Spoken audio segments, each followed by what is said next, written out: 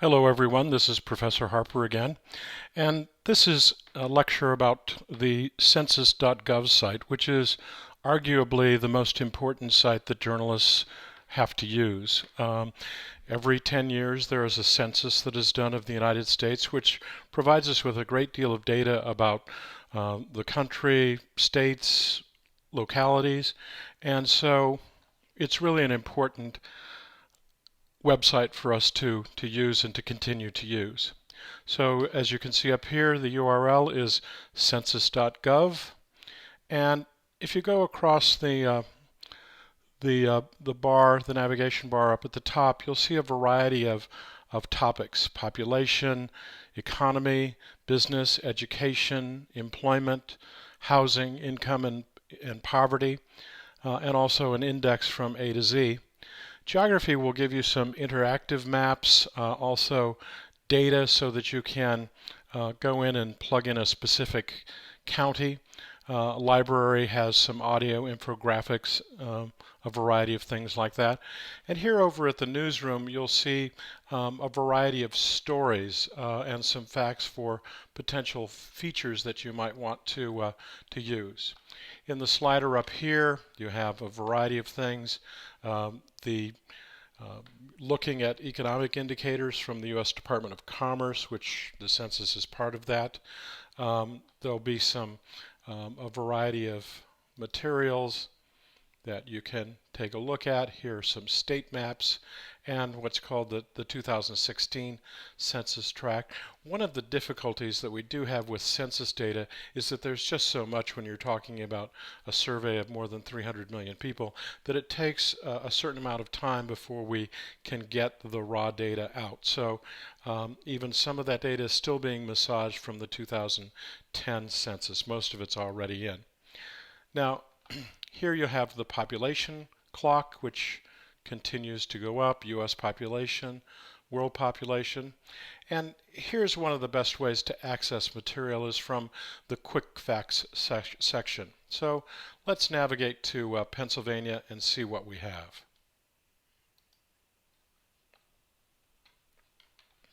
Now, you'll see here that you'll have a comparison between the population and estimate here for 2014 and 2013 of 12.7 million people, 12.8 million people in Pennsylvania, and then what the total population is for the United States. Now, in order to determine what the percentage of the U.S. population, the Pennsylvania population is, you take this number and divide it by this number and get a percentage. Okay? The same would be true when we get to Philadelphia. If we want to know what percentage Philadelphia is of the Pennsylvania population, we take the Philadelphia population, divide it by the Pennsylvania population. Okay? So if you look at the data sets for Pennsylvania, you have the overall population, percentage change relatively small. Persons under the age of 5.6% of the overall population. Persons under 18, minors here, at 12.1%, and retirees over the age of 65 at 16.4%. Females are slightly more than males in Pennsylvania, which is greater than the United States, but also there are more females than males in the United States. So you can look at all of this data that we have for Pennsylvania: housing units, home ownership rate, median value of these structures, the median household income. Now remember that median means that there are as many numbers below that number as there are above that number. It's not an average, so that an average can be let's take 30 different figures and we can have 29 of them at 3 and one of them at 92, and our average is going to be significantly higher. Our median would be 3. Okay, because the 93 is an outlier. So median is really a much better statistic to take than average or mean. If you look at business facts in Pennsylvania, you will see that there are a variety of useful informations, black-owned firms, Asian firms, Hispanic firms. Now these go back to 2007, so that they may be a little outdated, but it's useful information nonetheless. Okay, so then we can go to more data sets for Pennsylvania. And this is where you can really drill down into a variety of information about Pennsylvania and then compare it with other states or with the nation as a whole. So for example, let's take housing characteristics.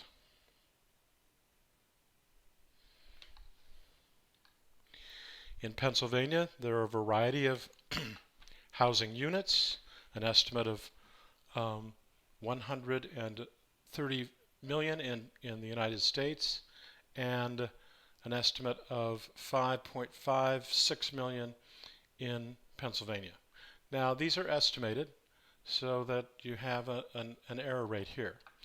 Now if you go down, single unit, detached, a home, one unit attached, generally a condominium, two units, oftentimes what's called a dual in Philadelphia. And then you look at mobile homes, for example. In the United States, you have 8.5 million. You have an estimate of 230,000 in the state of Pennsylvania. You also have years when they were constructed, how many rooms there are. And you can also look at the tables from past years. Okay. Now let's go back to social characteristics. Again, these are figures for the United States as a whole and for Pennsylvania. So you can look at, for example, what is the population in an individual household, so that there's just one individual, a spouse, a child, other relatives, unmarried partners, grandparents, school enrollment, educational attainment. Okay, again, the United States versus Pennsylvania. So if you look here, and let's say a bachelor's degree, or just a percent of high school graduate or higher. Okay, we have a total of 86%. In the United States as a whole, and Pennsylvania is 88.7%.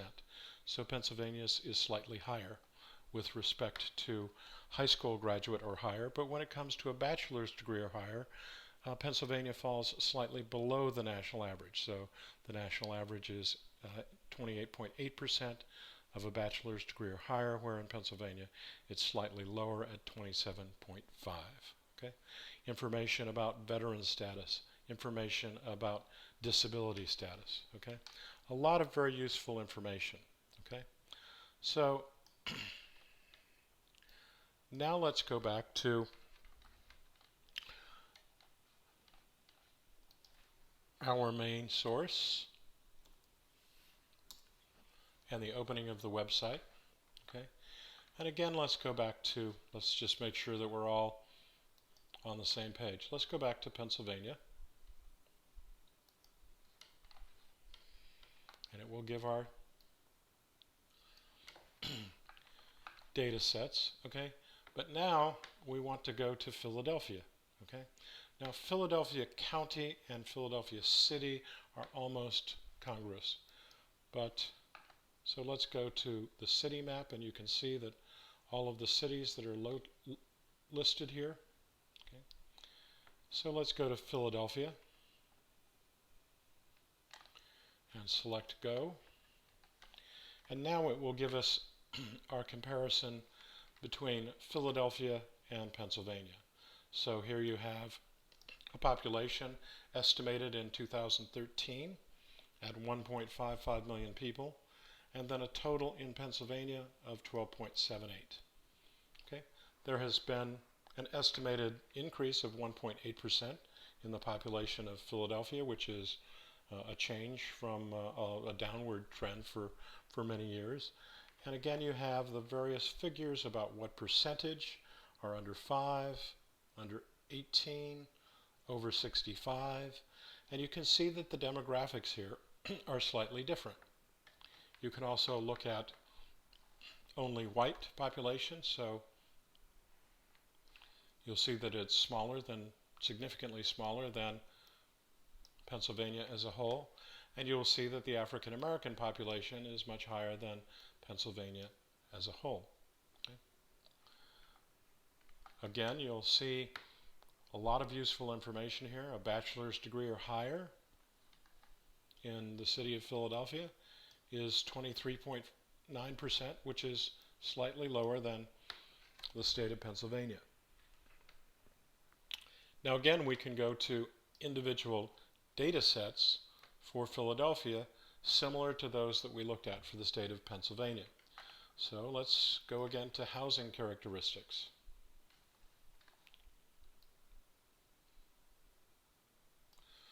Total number of occupied housing units. A lot of vacant houses in Philadelphia, as we've all seen if we've walked down the street. In Pennsylvania, but even more in Philadelphia. Okay, so 580,000 are occupied, 88,000 are vacant. So therefore, more than 13% of all housing stock is vacant in the city of Philadelphia, which is quite a bit higher than what we will see for Pennsylvania as a whole, but not as much as what one would think.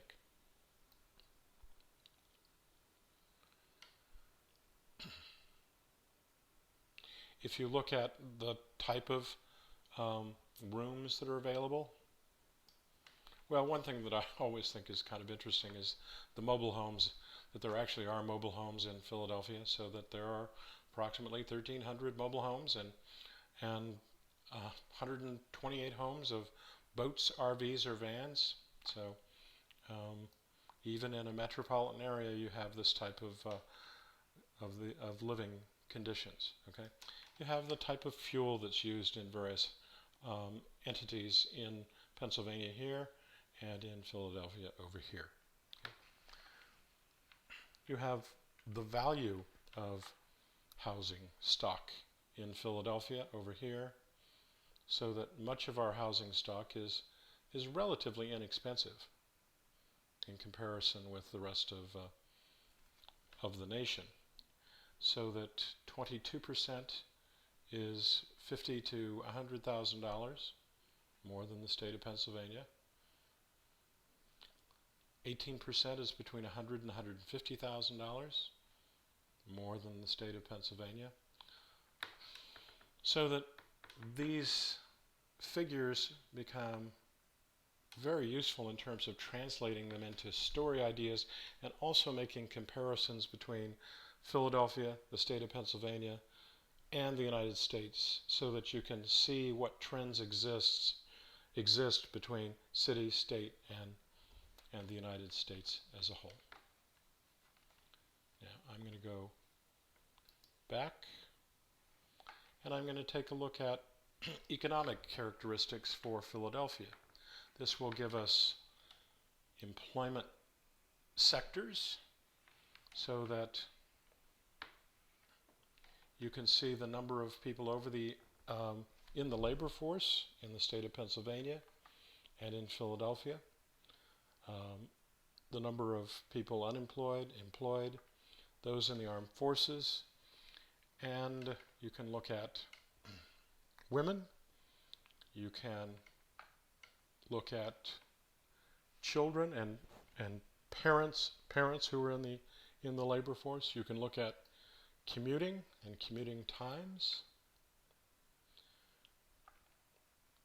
Here you have the types of occupations and industries that people are involved in, so that management, business, science, and arts, service occupations, sales force, all very, very useful information when you are trying to look at very specific data about trends in Philadelphia, Pennsylvania, other states, other cities, and essentially see what's happening throughout the country. So this is a site where it's really important to go back to on a continuing basis to get familiar with where things are, how to use things, and just, essentially enjoy this site because it's just a wealth of information. And so that's it for today, and we'll see you online. Thanks very much.